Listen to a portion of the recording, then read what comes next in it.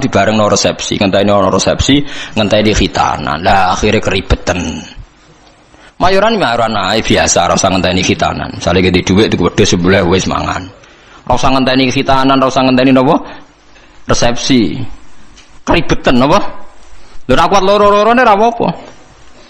Kados Nabi Ibrahim kan ngoten nggih, wonten tamu malaikat langsung sebut di Qur'ane, faja abi ajlin hanit, langsung di sebelahna napa pedet. Iku mayoran ta ora? Mayoran. Dadi aja sampai dak bus solihin, watake wong saleh iku kalah enak ambek watake wong dolim. Kok wong saleh di kecenderungan seneng wong napa? Dolim. Ya aja terus nak terus mari ati mati. Selain ra kuat maksudnya karuan ra kuat tuh karuan sebab ora karuan. Mau sampean roh, ben roh bahwa semua ini demi kalimat napa? Tauhid. Mulane mayoran dibakas jejer Ka'bah. Ngene iku ja'alallahul Ka'batal Baital Harama qiyamal linnasi wasyahrul harama wal hadiya wal qalaid. Terus zalika li ta'lamu annahu ya'lamu ma fis samawati wa ma fil ard. Mayorane wong Islam ndak ape-apa oleh paling ben roh nak kabeh nikmat iki minau wa. Ya engko kembaline ilau wa. Misalnya kue mangan, wong Islam nak mangan ndak apa-apa ben kuat ibadah. Ndak apa-apa. Artinya kalau tauhid wis bener kok mangane ya ben kuat ibadah. Engko misalnya anak mbok jajakno seneng ben seneng ngaji. Ndak apa-apa. Wong saleh orientasine ndak apa-apa. Misalnya anak mbok jajakno seneng, engko ben seneng ngaji. Lha iku jenenge walakin jihadun wa niyatun. Ujung-ujunge niatem iki sing mengawal prilakune Nah, dadi mbok jajakno enak tapi niate ben seneng ngaji. Jadi kula suwun mulai sakniki bojomu servis ben seneng ngaji. Nah wis kliwat yo, cara watakmu kan wis. Nak bojo kula dereng kliwat, mulai pertama rapi tak ngandani. Piye wae aku sok ben ade anak, kowe langsung nomor 7, wis ra iso ditawar. Piye wae ke anake wong iku anakku, wis ra iso mbok tawar. Tak tanam tenan. Endi ana cerita Nabi bakas bojo ra ono. Siti Hajar ngewangi bangun Ka'bah disebut Quran disebut Ismail tok tak bombardir wis pokoke bendekne ora anak. Mandi nganti sakniki gak pede ngadepi anak wis. Angger lapor anake nakal dekne kecewa semenenge mesti dibela bapake dekne ainul yakin hakul yakin. Ainul yakin hakul yakin. Dan yo ora tahu pancen pokoke nek konflik be anak aku yo ora salah benere pokoke mesti bela anak saya. Ya mungkin saya terlalu tapi itu daripada aku ora konsisten. Artinya cara teori militer sekali saya trader pisan kan, dekne pian gak mesti kan repot kan, itu kan merugikan saya. Jadi aku ora iso kaya tetep. Lah ada itu. Jadi aku tapi ojo tiru Fabri. Cerita mawon iki cerita betapa fanatik saya pada anak. Mergo kabeh nabi dengan apa fahab li milladunka waliyah yarisuni wa yarisu min ahli Yaqub. Sing dijaluk tetep yuk turunan anak lanang. Rabbi habli milladunka dzurriatan thayyibah, jaluke anak turun sing saleh. Jarang Nabi bakas bojo. Lah saiki kiai-kiai udah senengane kepen di bojo sing nurut. Lali gak nyebut kepen anak nurut lah, bojone nurut anak nakal-nakal. Mergo klirune senengane kok orientasine kepen di bojo nurut nyenengno wong lanang. Mboten ate kula ndonga dulu tenan. Pengen di anak sing nurut. Ya misalnya di anak 5 nurut mek kowe. Sak omah 6 bojo sitok minoritas wedi ya nurut. Karena anak 65 nurut kowe bojo minoritas ya. Sak omah wong 6. Lah anak 11 nurut kowe kabeh tambah minoritas kan. Tapi lho kula seneng lho mbek bojo kula, cuma itu tadi sudah saya didik supaya anak itu nomor 1. Mergo anak niki so ben sing ndongano. Mulane ning hadis ora nyebut bojomu illa min salasin sedaqatin jariyatin au ilmin yuntafa'u bi awaladin sholih. Ora usah mbok takokno. Kok bojo ora dilebokno Gus? Ora usah takokno pokoke. Kula nate ditakoki santri. Gus kena apa ning hadis ora bakas bojo? Bojo iku ora ana cara Quran, sing ana iku anak. Maksudnya piye Gus? Maksudnya kira goblok tak terangno. Maksudnya ngene lho, misale kula mati ti. Wis anak kula misalnya Hasan. Hasan kan ndongakno kula, berarti Hasan ndongakno wong tuane kan. Engko bojo kula mati, ya Hasan ndongakno ibuke kan. Paham nggih? Lho nggih artine bojo tetep entuk ora usah ngenteni bojo. Kula mati kan didongakno anak kan. Engko bojo kula mati. Didongakno anak kan. Artinya bojo ku entuk ya mergo pada akhirnya bojo iku ibu kan bagi anaknya kan. Ibu. Lah terus kowe kepengin misalnya ngene Rohin. Muga-muga ora kan tapi. Misale rohen mati, arep-arep didokari bojone. Lah nek dirabi wong. Lho kan akeh kan rondo dirabi wong kan akeh. Engko bojone sing lanang mati neh, rabi meneh. Terus iku bojone sapa? Nah anak ra iso selawase anake iku sirine kena Nabi ra nyebut bojo. Sing jamin nek ejek bojone sapa? Nah anak. Ya anake terus ila yaumil kiamah kan. Saleke mati, ruhen arep-arep didongakno bojomu. Wong iso urip ae bojone sing dirabi wong. Lah ya pegatan nak terus dirabi wong. Pemene wis apa? Artinya umpama Nabi ngendikan au zaujatin sholihatin tatulah.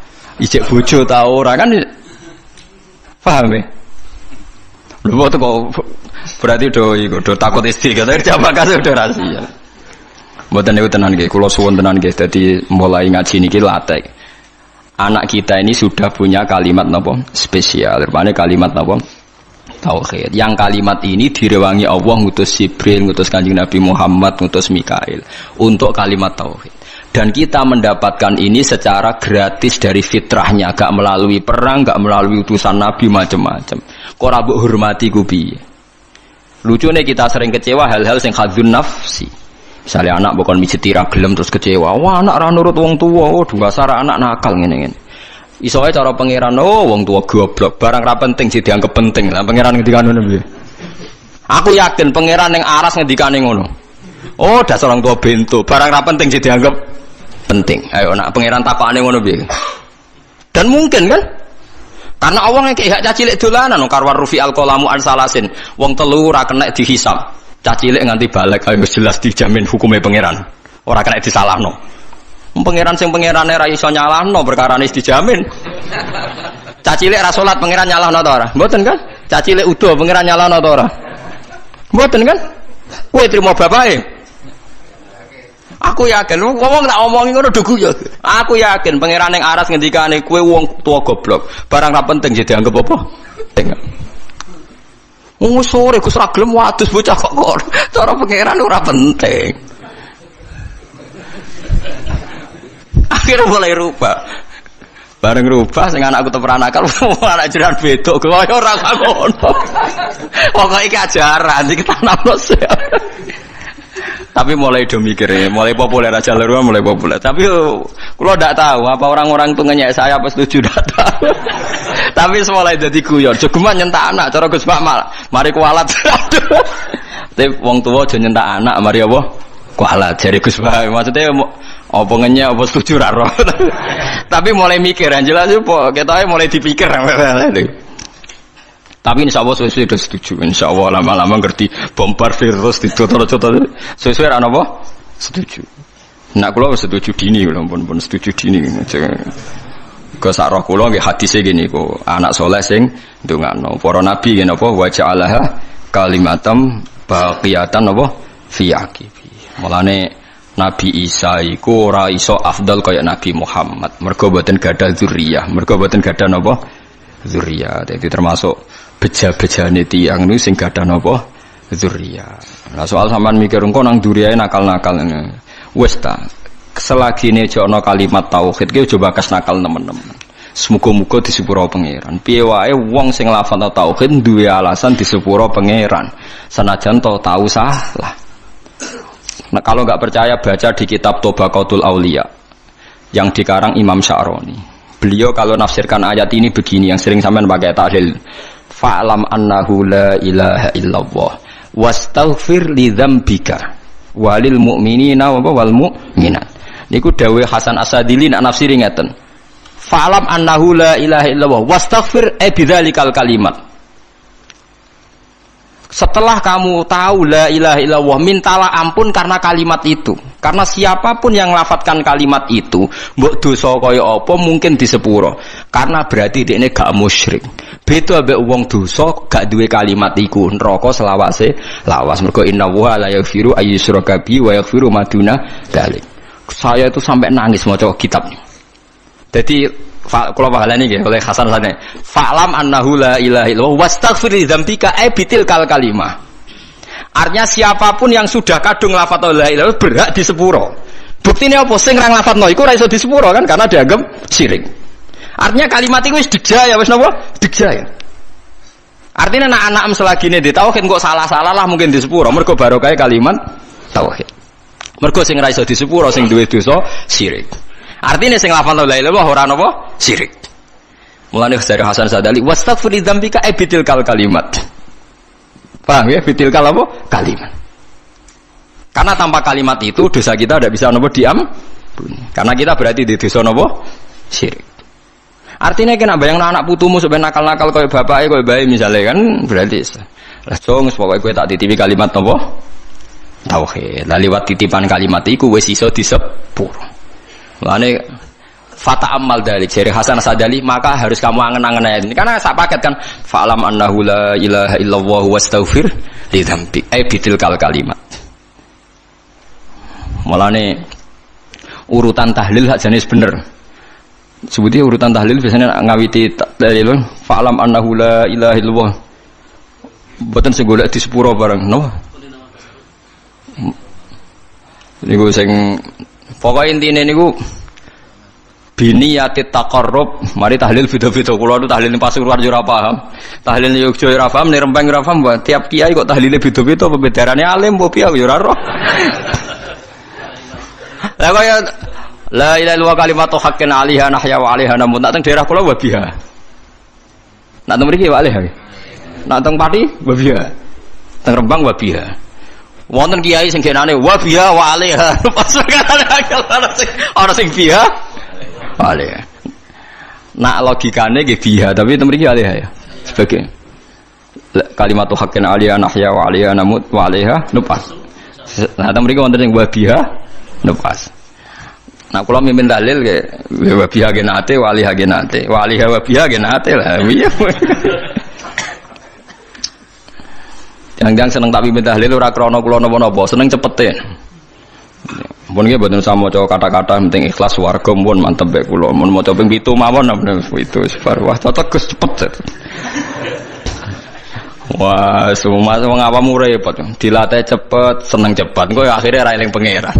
Dilatih suwi gremeng ya akhire ra eling pangeran angel. Ngate wong awam wis kadung angel. Lah iya nak dilatih suwi kok gremeng, akhire gremengi kalimat tauhid yo elek.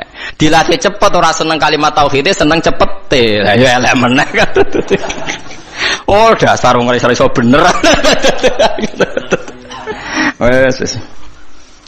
Likulli ummatin niku tetep kedhe saben-saben umat jalna gawe sapa ingsun mansakan enggo ibadah bi fathis sin wa kasriha mansikan syariatan tegese syariat hum kang utawa wong akeh nasiku wong sing nglakoni ning syariat utawa ing mansak amiluna tegese nglakoni kabeh bihi bil mansak kabeh umat itu tak gawe tatanan sing beda sing dadi aturane fala yunaziuna mongko geman tentang sapa ngakeh ka ing sira yuradu den karsana bi iklan dawuh la yunazi unaka apa dawuh la tunazihum tegese aja nentang sira Muhammad hum ing kula ummah fil amri ing dalam urusan apa wae nak teng mriki amri dzabihati tegese urusan sesembelian isqalu nalikane ngucap sapa ngakeh ma qatallah mau te perkara kota kang mateni sapa Allah iku ahakul we berhak antak kulu ento mangan sira kabeh ing ma qatallah mimma dibanding perkara kotal tunggang mateni sira kabeh oleh kurang ajar dadi wong kafir ya cerdas-cerdas.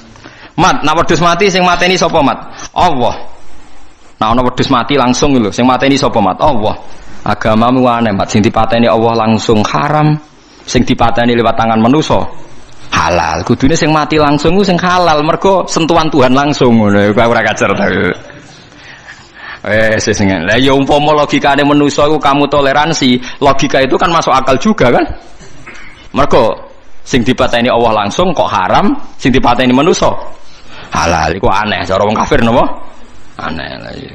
Wis kacau. Mulane jare Kanjeng Nabi, jare pangeran ngendikane pangeran aja urusi mat cangkeme wong kafir perkara wis kadang wong kafir nak ngomong nggih masuk akal lah mulane iku digatekno cangkeme wong-wong iku. Watulan aja-aja sira ila rabbika maring pangeran sira ila dinihi tegese maring agamane Allah. Innaka satamne sira iku la ala hudan ing dene ngatasé petunjuk dine tegese agama mustaqimin kan jejeg. Wa in jadalu lamun maidu sapa ngakeh ka ing sira fi amridin ing dalem urusan agama fakul mongko ngucap sira Allahu ta'ala wa alamu dat sing luwih pirsa ta sing pirsa bima kan apa tak maluna kang lakoni sira kabeh Fa yujazikum mongko males sapa kum sira kabeh alaihi ngatasi mata malun. Wa hadza utawi iki ku qoblal amri sedurunge den perintah bil kita lan perang. Allahu ta'ala yahkumu nguputumi sapa Allah benakum. Allah sing nggih keputusan benakum ayyuhal mukminun wal kafirun yaumal kiamat ing dalam dina kiamat fima ing dalam perkara kuntum kang ana sira kabeh fi ing dalam ayu tahtalifuna sira kabeh bi ayakula gambare araf yen to tahtalifuna kang sulaya sira kabeh bi ayakula manane ikhtilafu bi ayakula gambare araf yen to ngucap sapa kulun saben-saben suci minal fariqa ini sanging kelompok loro khilafa qaulil akhar kelawan bedane pengucapan sing liya. Pokoke wong khilaf ku sementing asal beda. Alam ta'ala ana ora ngerti sira al-istifham fil takrir kono temen hukum annahu ing sak menawa ta'ala ya alam pirsa sapa Allah. Mak ing apa wae fis sama ing dalem langit wal ardi lan bumi. Inna dzalika sak temene mungkon-mungkon kabeh. Kena apa Allah kok pirsa apa sing langit bumi mergo sedurunge digawe wis ditulis ning Allah napa mahfud. Inna dzalika sak temene mungkon-mungkon kabeh madzukira fi kitabin. Mate kese perkara zikir kang den sebut apa mau fi kitab ini dalam kitab wa te kitab Allahul Mahfud. Allah iku catetan al mahfudu kang den jaga. Iku niku Allah Mahfud catetan riyen ora ning kertas teng Allah jareke kuno manani sabak. Inna dzalika sak temene mungkon-mungkon kabeh ilma ma tegese ilmune perkara zikir kang den sebut apa ma ala wa ing atas apa yasirun gampang esahlun tegese gampang. Wassalamualaikum warahmatullahi wabarakatuh.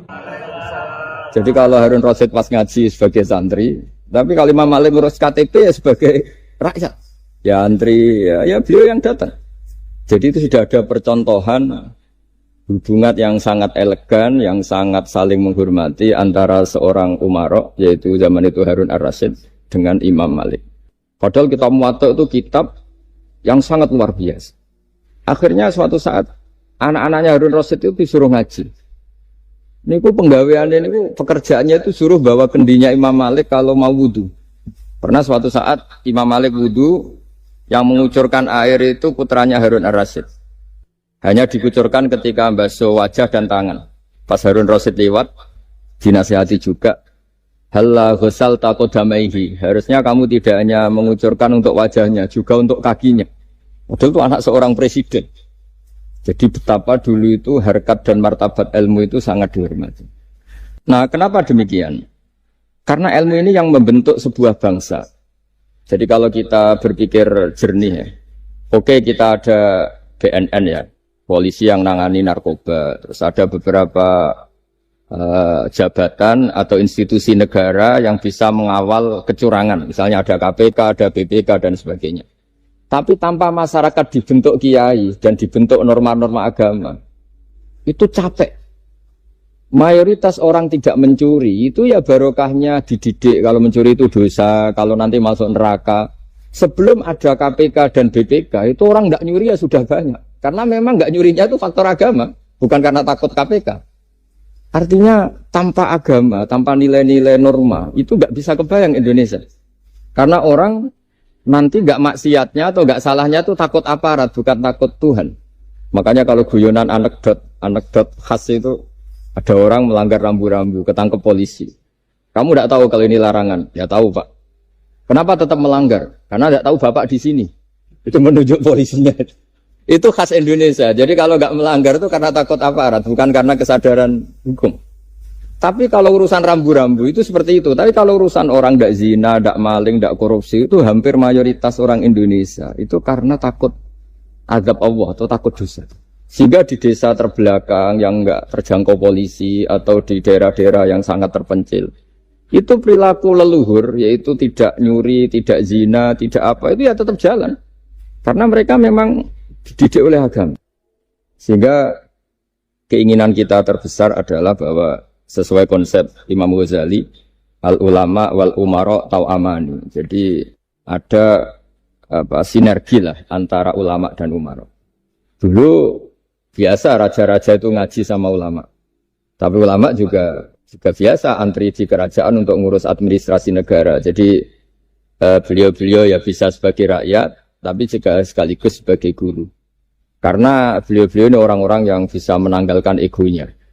Lalu kenapa kerajaan dulu itu begitu kuat? Ada contoh paling populer dalam mengelola negara, yaitu Umar bin Khattab. Itu Sayyidina Umar bin Khattab. Itu bajunya, jubahnya itu ada 12 jahitan, saking jeleknya. Jadi saking jeleknya itu 12 jilid. Ada pernah seorang kiai yang cerita ketika Baitul Maqdis itu ditaklukkan oleh pasukan Umar, itu beliau harus naik unta dari Madinah sampai Yerusalem. Karena kerajaan yang ditaklukkan itu membayangkan Umar itu seorang presiden, seorang khalifah pasti wah. Itu ternyata pas sampai gerbang Yerusalem itu Umar itu yang nuntun unta. Karena ketika unta itu hanya satu, sama pengawalnya bilang, saya mau naik unta asal gantian. Ya 2 kilo Umar naik, 2 kilo ajudannya yang naik. Sampai Pak. Lepas mau pintu gerbang, itu pas giliran Umar yang nuntun.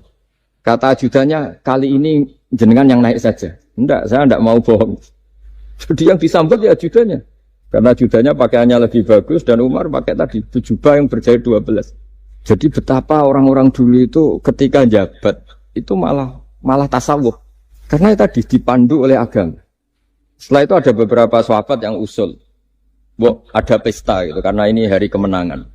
Kata Sayyidina Umar, Inna Allaha ta'ala ayyara qauman faqala adhabtum thayyibatikum fi hayatikumud dunya wastamta'tum biha. Di antara kritik Allah kepada orang-orang yang enggak benar adalah jatah kenikmatan kamu sudah kamu habiskan di dunia. Maka di akhirat sudah ada jatah. Maka kata Umar, astabqi thayyibati.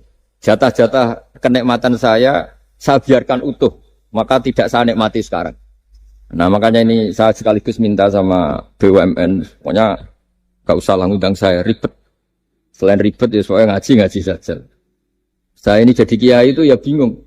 Ya sering dihormati orang, dicucuk, kadang disangoni. Kalau kadang ya mikir, nak jatah kontak terus piye.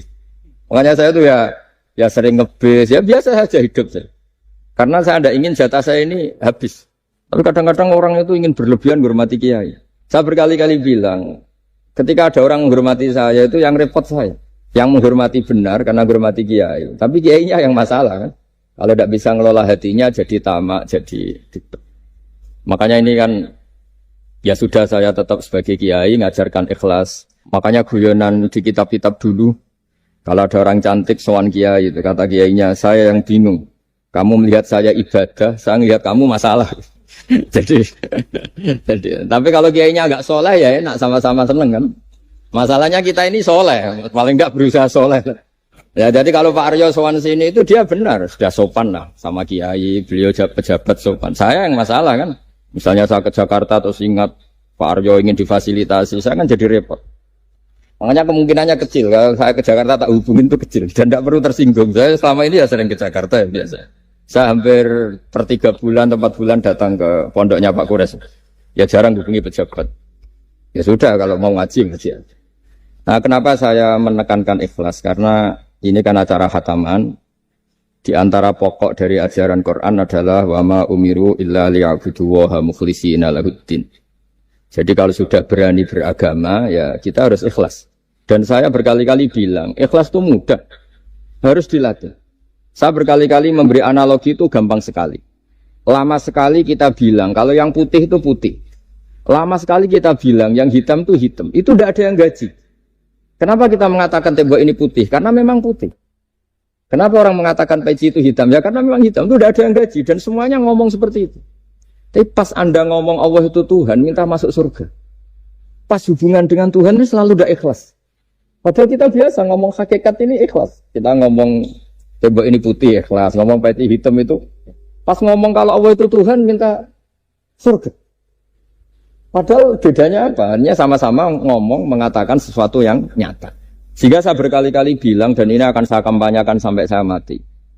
Di antara gejolokan Allah sama orang soleh. Jadi orang soleh itu nanti juga digojlok sama Allah. Kenapa kamu nyembah saya? Karena saya ingin masuk surga ya Allah. Yang satu ditanya, kenapa kamu nyembah saya? Karena saya takut neraka ya Allah. Berarti kalau saya tidak bikin surga, tidak bikin neraka, kamu tidak nyembah saya. Ya udah gitu, tempat nyembah jenengan. Tapi kadang keliwat alasannya itu.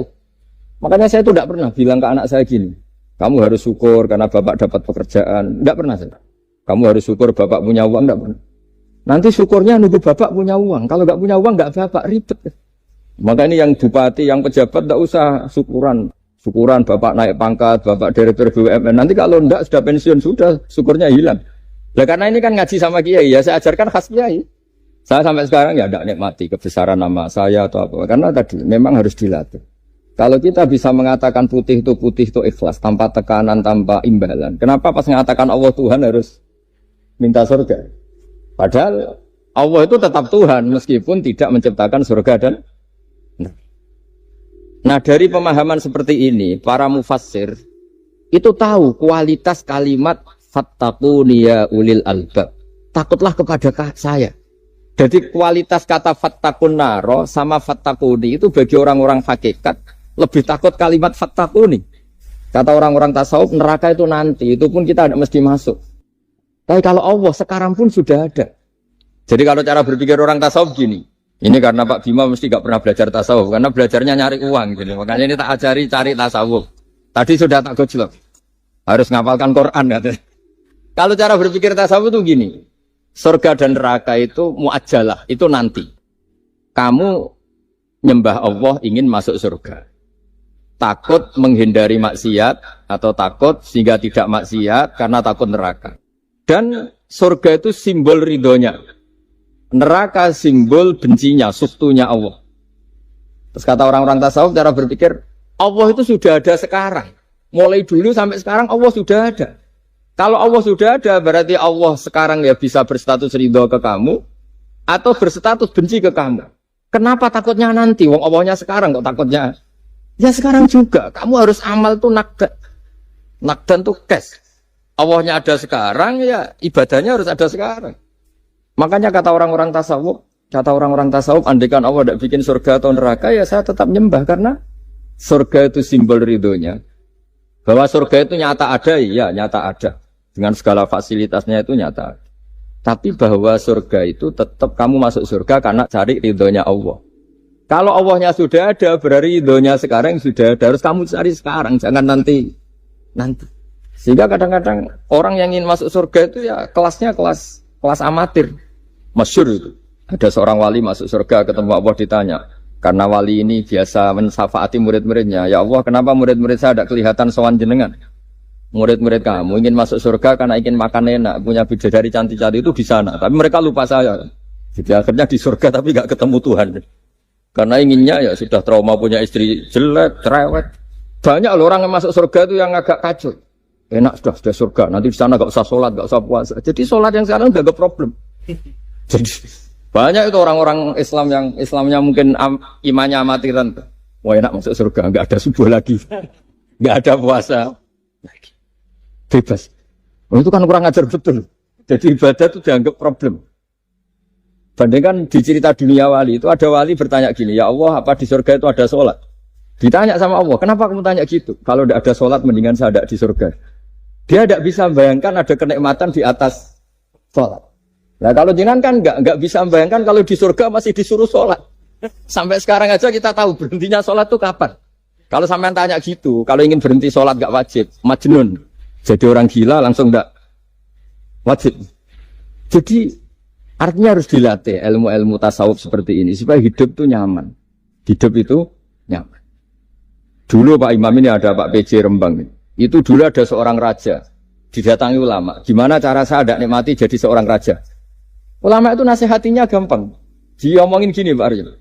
Pak Raja, kalau kamu di Sahara, di padang Sahara, kemudian Anda kehausan. Kalau tidak minum satu gelas air, Anda mati. Apakah? Terus kemudian yang punya air bilang gini, kamu tak kasih air, tapi syaratnya kerajaannya kasihkan saya. Kamu kasihkan apa milih mati? Wah ya milih dikasih air. Mendingan nggak jadi raja tapi hidup. Terus la tafrah bimulkin la yusawi kak samain. Kamu jangan bangga dengan satu kekuasaan, dengan satu kerajaan yang nilainya sama dengan segelas air. Akhirnya dia terjadi raja yang soleh karena ternyata apa? La yusawi kak samain, tidak sama atau ya nilainya itu masih kita-kita yang rakyat yang tidak jabat. Misalnya masyarakat, itu ya harus berpikir gitu. Orang tidak jadi bupati tetap hidup, nggak jadi pegawai BUMN tetap hidup. Tapi kalau nggak minum air itu mati. Dan rata-rata rakyat itu bisa minum air. Artinya apa? Kita dan mereka itu sama-sama punya nikmat yang pokok, yaitu sadur rumki, nikmat yang bisa mempertahankan kehidupan. Jadi nikmat selain itu tidak pokok.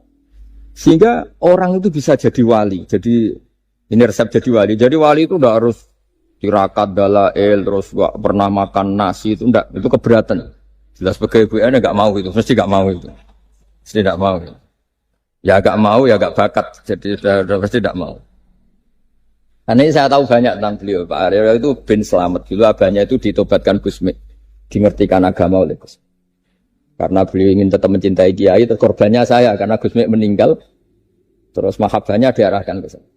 Tapi saya berdoa supaya diarahkan ke banyak kiai lah. Supaya saya tidak jadi objek sasaran. Nanti juga repot ini. Saya itu sering disewani orang dari Kalimantan, Sulawesi, saya ingin idolakan jenengan, saya ingin dekat dengan jangan. Saya sudah lah pakai kiai lokal di sana aja. Jadi sampai tidak ganggu saya. Terus kiai lokal di sana juga tidak mahjub oleh saya. Kata saya. Saya teruskan. Jadi dulu para raja itu dilatih oleh ulama. Termasuk dilatih begitu. Kamu punya kamar 1000. Kalau tidur per 5 menit ganti kamar. Karena eman sudah dibikin kok nggak dipakai. Nggak juga. Punya kamar 1000 yang dipakai hanya 1. Ngapain punya 1000 yang dipakai hanya punya baju 1 lemari yang dipakai hanya 1. Apa mentang-mentang bajunya 5 terus pakai rangkepan sampai 5. Punya mobil 5 yang dipakai ya. Jadi orang dulu itu dilatih sebegitu. Sehingga dulu itu tidak ada raja kecuali punya penasehat. Zaman belum Islam ada resi, kalau setelah Islam ada ulama. Sehingga mereka bisa menertawakan kerajaan. Maksudnya dianggap biasa. Ada seorang raja ditanya ulama, khas seorang raja itu apa? Merintah tidak bisa diperintah. Terus si ulama ini tiap pagi itu datang ke atas gunung, cari tempat paling tinggi terus mutola'ah kitab. Setelah mutola'ah kitab ya wasik ya. Kayak saya kalau belajar ya asik. Ngalang-ngalain jagungan sama pakai BUMN kalau saya sudah belajar. Terus dia bilang, enaknya apa jadi raja? Saya di sini nggak ada yang memerintahkan saya. Berarti saya dengan raja sama. Dan kelebihan saya juga tidak ada yang ganggu. Kalau raja masih banyak yang ganggu. Artinya bisa mengolah. Kalau sekarang enggak. Banyak kiai yang melihat pejabat itu kayak gimana. Wong kok mulyane ngono. Buka pintu aja enggak pernah. Mulyane kayak gitu. Yang jenis ini dia rugi. Sudah iri. Enggak punya kenikmatan sendiri. Ulama dulu itu bisa mengelola kenikmatannya sendiri. Dengan cara seperti itu. Makanya masyhur Sayyidina Ali itu kalau malam. Itu diantara sebab beliau tambah dekat sama Allah. Itu diantara wiridannya itu bukan kayak wiridan kita itu enggak. Wiridannya begini. Ya Allah, kafani izzan antakuna li robban, wa kafani fakhran an akuna laka abdan. Saya sebagai manusia ini sudah sempurna. Punya Tuhan engkau. Tuhan yang maha dahsyat, maha top. Kayak apa nyesalnya saya kalau punya Tuhan yang hanya sebuah batu. Hanya pahatan batu. Atau Tuhan yang mati, atau Tuhan yang kelaparan. Wa kafani fakhran an akuna laka abdan. Dan saya ini bangga karena jadi hambamu. Jadi orang dulu itu nyembah Allah itu tidak harus dengan kalimat subhanallah akbar. Tapi punya kesimpulan yang menjadikan mereka ini nyaman dengan Allah. Abu Yazid Al-Bustami itu diangkat jadi wali setinggi-tingginya. Itu diantaranya, kalau wiridan bilang gini. Ya Allah, kenapa engkau ngasih makan saya? Ini aneh. Kenapa engkau ngasih minum saya itu aneh. Di mana-mana orang memberi itu ada kepentingannya. Misalnya majikan, bayari karyawan karena ada kepentingannya. Malah kalau di fikih itu agak absurd. Fikih itu hubungan suami istri itu agak kacau kalau dalam fikih. Lelaki itu tidak wajib nafkahi istrinya kalau tidak ngasih. Jadi kayak agak-agak transaksi. Dan istrinya punya hak nggak mau diajak kalau nggak dikasih nafkah. Jadi makanya dulu Mbah Mun kalau ngajar saya fikih itu ngajari wong perhitungan. Jadi maksudnya wong ambek bojo kok perhitungan. Tapi di mana-mana hubungannya orang tuh begitu. Wong kenal kiai, nak orang loro kiai diatur ngene iki ora marem. Singkat cerita Bu Yazid itu, ya Allah engkau zat yang luar biasa. Engkau tidak butuh saya tapi ngasih saya. Ini fenomena aneh. Di mana-mana orang ngasih itu ada kepentingannya, apalagi pilkada. Wah, itu tambah banyak kepentingan. Artinya dia bisa mensifati Allah dengan cara yang enggak kebayang orang lain. Allah itu tidak butuh kita. Tanpa kita sudah jadi Tuhan, tapi ngasih kita. Apa ya Allah alasan kau mengasihi saya? Engkau tidak butuh saya. Di mana-mana orang ngasih itu kan karena butuh. Misalnya kamu ngasih anak. Apapun alasan ikhlas Anda ini karena nyaman. Anak ini menjadi hiburan. Tetap seneng ya. Ada unsur kamu itu dapat timbal balik. Setidaknya seneng. Atau ngasih rival politik kamu. Setidaknya ya karena safety lah kata tadi Pak Ari. Bergabung tak teman-teman. Pokoknya ada kepentingan. Tapi Allah ini zat yang nggak punya kepentingan. Kemudian tetap ngasih. Dari situ terus dia punya cara mencintai Allah. Jadi wali-wali dulu itu punya cara untuk mencintai Allah. Dengan cara seperti itu. Makanya ada wali yang nangani orang-orang macam-macam. Kayak Gusme itu masyhur, beliau nangani orang fasik, orang macam-macam. Dulu itu ya ada seorang wali itu jadi wali karena beli narkoba. Tapi bukan untuk diminum, untuk dimusnahkan. Tapi kalau sekarang nggak mungkin karena narkoba harganya sudah miliaran, triliunan. Kalau dulu mungkin. Jadi ceritanya itu kampung dulu kan terpisah-pisah oleh gunung, oleh apa. Singkat cerita si wali ini setiap ada bandar narkoba dulu pakai homer. Homer kalau dulu arak. Dibeli sama dia. Dibeli terus setelah agennya pergi dilarungkan pokoknya dibuang. Begitu terus. Suatu saat si pengedar narkoba ini heran. Kampung situ itu selalu tak kirimin homer kok gak ada yang mabuk. Tapi dibayar cash. Malah si orang ini meninggal wangi. Ternyata dia tidak ingin kampungnya itu mabuk. Sehingga dicegat di jalan supaya homer ini tidak sampai ke kampung. Nah, sekarang kan tidak mungkin narkoba semahal itu. Tapi apapun itu kembali ke ulama dan umaro. Alhamdulillah di Indonesia itu ulama ya mati-matian supaya generasinya tidak terlibat narkoba dengan cara ditakutkan neraka. Umaro juga melakukan itu dengan cara ditakutkan penjara. Ini yang kita sama-sama ulama wal umaro tahu aman. Kita kerjasama dengan kapasitas masing-masing. Jadi penting sekali ngaji seperti ini supaya kita tahu bahwa khazanah-khazanah kita tentang dekat sama Allah itu macam-macam. Ini khusus ijazah ini sama Pak Bima, Pak Arya itu. Dulu Kiai Hamid Pasuruan terkenal wali. Dan di antara wirid dan dzikrul filin ada beberapa kata yang dari Kiai Hamid. Jadi dzikrul filin itu kalimatnya utamanya dari Gusme, Mbah Ahmad Siddiq. Tapi ada beberapa kalimat yang dari Kiai Hamid Pasuruan. Saya tahu banyak lah, karena bapak saya juga temannya Gusme dan mbah saya kandung sepupu sama Mbah Hamid. Itu kalau ada orang sepuh-sepuh Pak Bima kayak jenengan Pak Aryo, disuruh ngapalkan Quran. Ya mereka protes. Masa saya hafal, Pak? Sudah lah pokoknya ngapalkan. Ada yang 2 juz mati, 1 juz mati. Karena ya sudah sepuh. Suatu saat ada ulama yang tanya, kenapa Mbah Hamid? Biar kamu dalam perjalanan di dunia tercatat ini bercita-cita hafal Quran. Sehingga kalau mati berstatus man salaka thariqan yaltamisu fihi ilman sahalallahu lahu thariqan ilal jannah. Orang yang mati berorientasi ingin ngaji. Tapi kalau kamu tidak punya orientasi ngaji kan di otak kita andaikan direkam Allah. Loh, coba hati kita andaikan direkam Allah. Ingin kaya, ingin punya gunung, ingin punya alpat, ingin punya ini itu. Coba kalau itu nanti disetel di akhirat. Tapi kalau kamu ingin ngapalkan Quran kan setidaknya pas disetel ya keren. Ingin hafal Quran, meskipun tidak hafal-hafal gitu. Ingin hafal itu. Meskipun nanti kalau malaikatnya drengki ditambahin meskipun. Tapi insya Allah malaikat tidak ada yang drengki. Tapi andaikan kita nanti tidak punya cita-cita ngaji, itu rekaman kita hanya itu. Ingin mapan, ingin kaya, ingin menguasai dunia. Betapa malunya kita kalau rekaman itu kita dengar di depan Allah. Padahal nanti niat ini yang dihitung. Faman kanat hijratuhu ila Allah wa rasulih fa hijratuhu ila Allahi wa rasulih. Orang yang orientasinya hijrah. Hijrah itu meninggalkan yang buruk menuju yang lebih baik. Hanya untuk Allah dan Rasul, maka ya dihitung ke sana. Jadi misalnya Pak Bima, Pak Aryo ngapalkan Quran, hafal-hafalnya. Tapi berarti perjalanannya ini mencari ridhonya Allah. Itu ditulis. Tapi kalau kita orientasinya ingin mapan, ingin sejahtera, ya ditulis. Ini ingin punya rumah 2, ingin punya rumah di berbagai provinsi. Ini coba kalau itu nanti direkam. Terus ditanya Allah, inginnya kamu apa sih di dunia? Dan itu bisa menjadi status kita. Ngeri kan? Kita ketemu Allah dengan status tidak pencari Allah dan Rasul, tapi pencari kemapa? Itu cara Mbah Hamid untuk mendidik supaya orang itu orientasinya kepada Allah dan Rasul. Disuruh ngapalkan. Ini Pak Aryo cerita, bapaknya hanya disuruh ngapalkan apa? Rabbana dalam urusan. Itu semalam nggak hafal. Dan alhamdulillah nggak hafalnya ditiru anaknya.